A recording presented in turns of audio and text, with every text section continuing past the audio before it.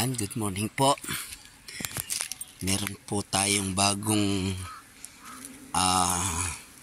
inayos na colony.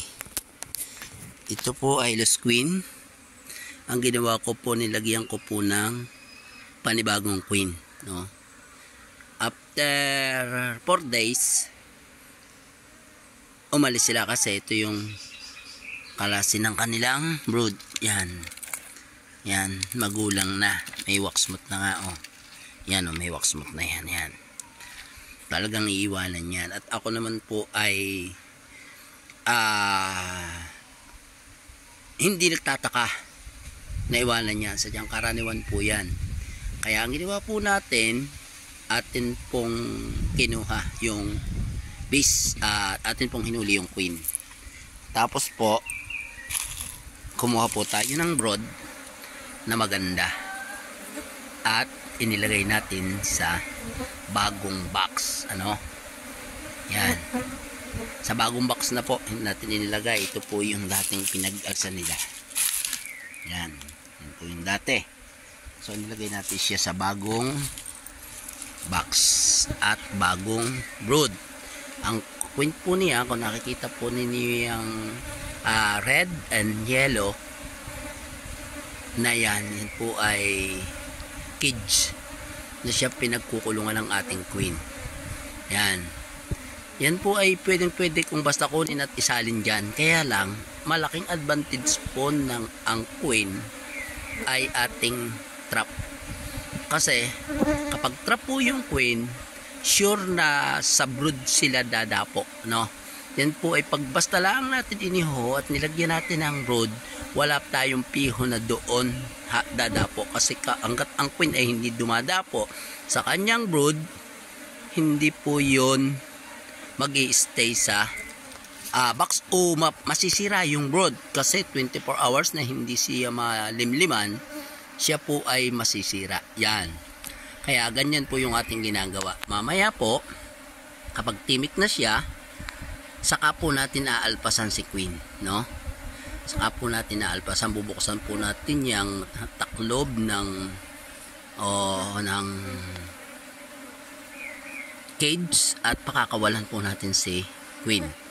Yan po yung ugali ng Apis cerana, na kapag ka po yung kanilang brood ay magulang na, ay iiwanan talaga yan. Kaya ang maganda nun ay laging monthly check natin siya. Kung magulang na yung saray, pwede natin bawasan ng isa, lagyan ng walang frame na walang laman para makagawa, para continue na mayroon siyang bagong brood. Yan. At kung sakali man yan ay umalis sa box, pwede naman ninyong ibalik. Yan po yung karakter ng Apis cerana, no? Yan po ay siguro mga 3 months ay puno yan, no? At mga December pwede natin siyang harbisan. Yan po ang kanyang ugali. Ayan po ay nakasubok na po ako niyan. Sa loob ng 1 month ay nagkakaroon lang po siya ng brood na hanggang kakagawa siya ng mga 2 na brood. Tapos 2 months magiging mga 5, 3 months puno po yan. Yan po ang kanyang ang ginagawa nila, no? Yun naman pong iba ay gumagamit ng wax foundation. Pwede rin yun kung makakakuha kayo ng size na ka-size mismo ng sa Apis cerana. Pero kung ilalagay ninyo ay yung mga nabibili natin sa ay hindi naman po nagkakaigi, dahil karaniwan po ang inilalagay nila doon ay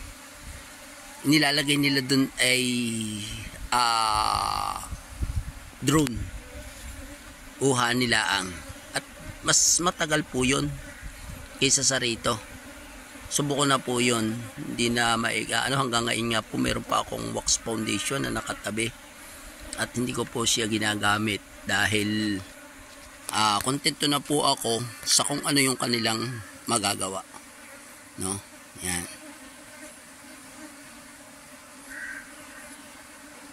Siguro naman po kung kayo ay aking followers ay nakita na ninyo ang itsura ng queen. Hindi na iba sa inyo or kilala na ninyo.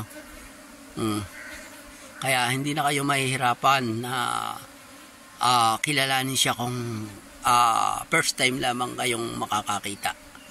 Ang totoo po niyan, ako ay nagsimula sa hindi ako nakakakita ng queen, no? Hindi ako nakakakita kasi nagsimula ako noon, wala pang internet. Totoo lang po. Ako ay nasa 19 years old, 22. Ganyan. Yun lang yung edad ko noon nung magsimula ako mag-alaga nito. Ngayon po ako ay 55 na. Kaya napakatagal na po ng experience ko sa pag-aalaga ng bees. Kaya halos sa tagal na yon ay alam ko na yung mga maaaring mangyari sa bees. Alam ko na yung panahon na maaari silang luskwin na kahit hindi ko buksan, no? Dahil yan ay napapag-aralan po yan kapag po mas wala na, yan ay pag mga 3 PM nagtitesplay yan. Kapag po yan ay walang lumalabas na mga batang bees, no? Youngest bees ay yan po ay yan po ay malamang sa walang queen at hindi po hindi na nangingitlog yung queen yan. Kapag naman po ayun po ang lumalabas dun, mga elders na, yun pong mga maiitim na yung pagkalaywan nila, hindi po putla, ano? Pagka po bata pa ang laywan yung mga bismis mo, yan po ay maputla pa. Ayun po ay sa mga hunter, alam na alam po nila yan kapag sila ay harvest sa forest, ay alam po nila ang kung tawagin dito po sa amin ay dayupay, yung batang bees, ano? Yan po yun. At pansin po ninyo, timik na siya. Yan, pwede ko na pong i-open ang kanyang top cover. At pag na-i-open ko po yung yung top cover ba, yung kanyang cage, ay pwede na po natin siyang alpasan yung queen. Kasi timik na siya at nasa brood na yung mga bees. Yan, paikot na po yan tsak ng brood. Yan, try nating alpasan yung queen. Kaso malamang sa hindi natin yan makita kasi sa daming yan, no? Subukan natin.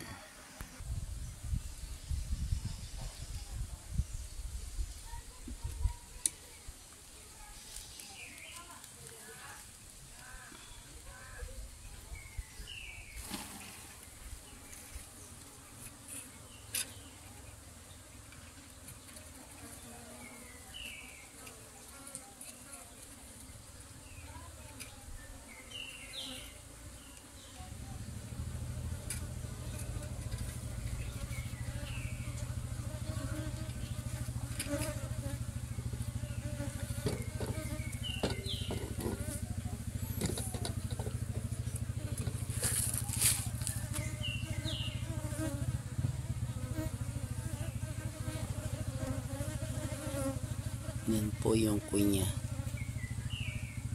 Dyan po sa ito. Ano po siya ay madaming laman sa loob. Yan, pero dyan po nakakulong yung queen niya. Ang gagawin po natin, bubuksan po natin yung kanyang takip. At atin pong yan po yung itsura niya. Yung loob po yung bubuksan po yung ating takip niya. Kakawalan po natin si queen.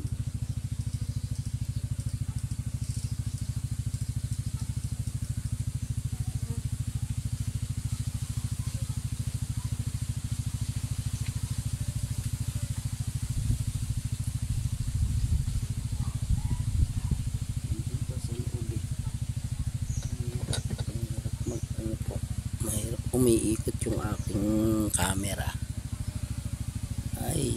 Ay sama luag. Ito po talaga mag ano na nag-iisa ka. Napakahirap pag nag-iisa ka.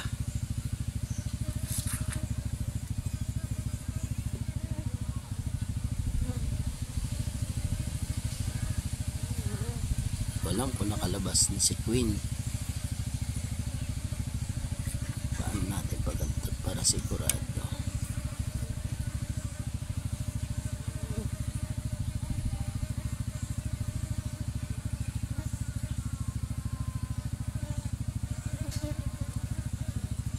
Hindi po kasi natin pwedeng bibiglain niya kasi pag nagulo yan pwedeng lumalis. Kaya kinakailangan dahan-dahan. Mapakit natin yung Queen sa sa brood niya.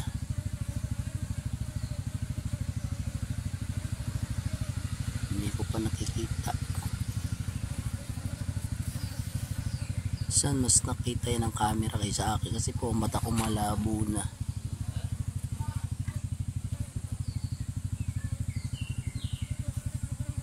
Yun. Parang ano na. Parang lumabas na eh. Mari ko nakalabas na eh. Natin. Nandito pa parang nakalabas na eh. Kita ko.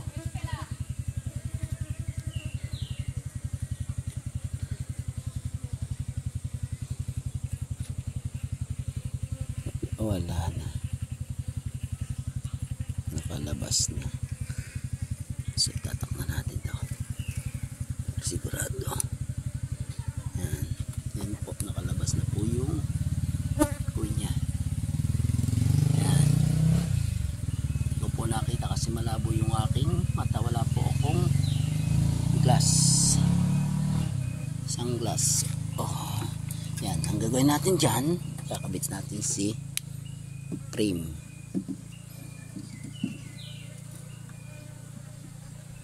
Yan. Dapat po siya ay may tamang clearance. Yan. Tamang clearance siya. Yung makakalabas yung bis.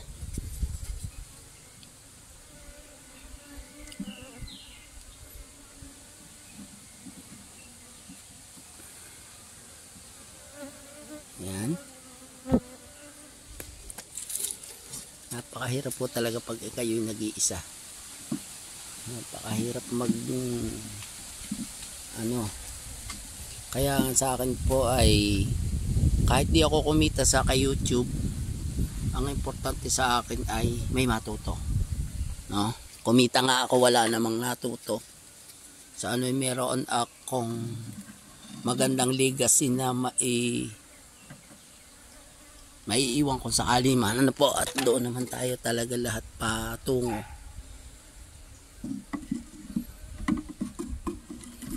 Yan, ito po yung mga walang wire kasi saka na po ako nagwa-wire kapag tayo'y nag harvest.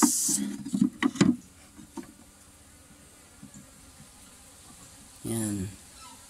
Kasi kapag may wire agad, sagabal pa yun sa paggawa nila ng ng brood. Yan, kaya mas maganda wala mo ng wire. Yan, is na po yan. Kanti pang dikit. Kanti pa. Yan. Okay.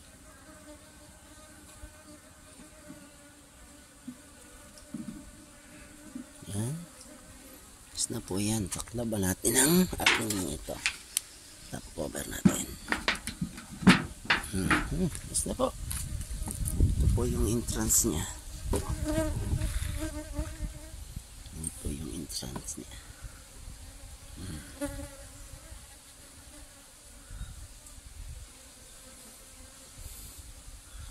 Ganun lang po yun dali para sa akin, no? At ang paghuli naman po ng Queen, yun nga, pag mataas po gumagamit po tayo ng So pakita ko sa inyo yung ginagamit ko. Ito, ginagamit ko po. Yan. Pakita ko sa inyo.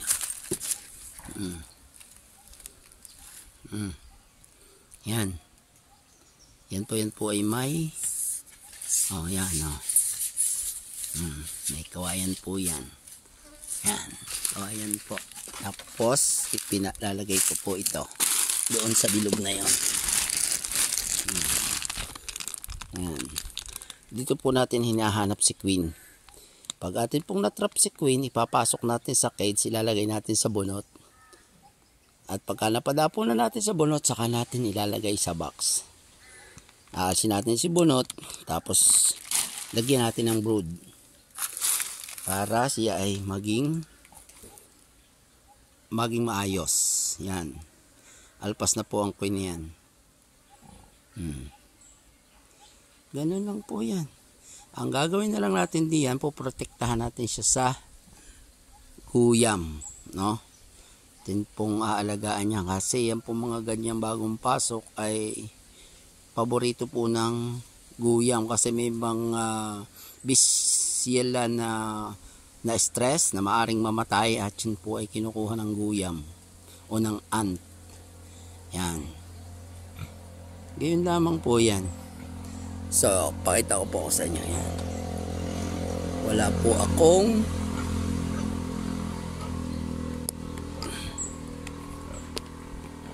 wala po akong bibil. Yan. Wala po akong bibil. Kasi pagka po nag-aalpas tayo ng queen or ay hindi pwede nakagwantes. At ako'y nag-alis po ng aking bibil, pero kapag po ako'y kumukuha sa box ng brood, hindi po pwedeng walang bibil sapagkat tayo po ay may sting. No, yan katulad po niyan, may sting ako pero maaaring isa lang ata, no? Sa daliri. Yung pagkuha ko po nung queen sa kahoy, hindi po pwedeng nakabibil tayo doon dahil hindi natin siya makikita, lalo na sa edad ko na medyo malabo na yung mata. Kinakailangan po talaga ay ako ay may salamin kapag ka naghuhuli ng queen o ice glasses. Yan, glasses bagang glass lang po, isa lang pala yun. Yan, natin nyo po nag-ano na siya pumipit log siguro dito pala ito luag. Medyo street ata to. Yun street na. Pumapasok na sila sa kanilang entrance.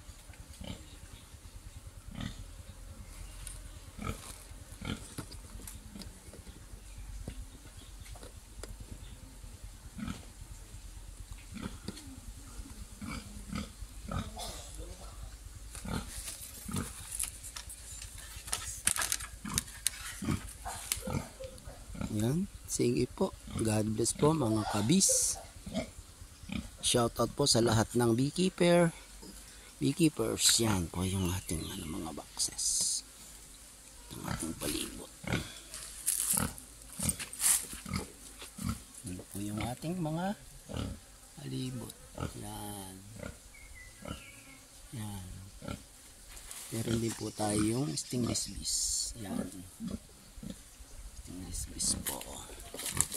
Nagamit din po tayong stingless bees. Sige po, salamat po. God bless.